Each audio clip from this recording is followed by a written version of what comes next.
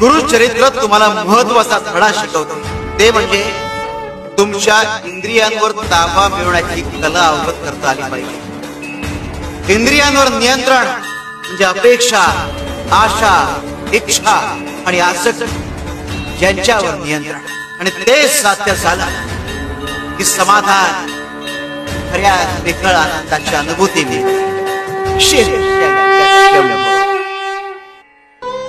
भगवंतासही भक्ताची इच्छा पूर्ण करण्यास संतोष होतो, पण त्यासाठी भक्तांनीही प्रयत्न करणं आवश्यक. इच्छेला प्रयत्नांची जोड दिली की भगवंतही भक्ताला साथ देतो.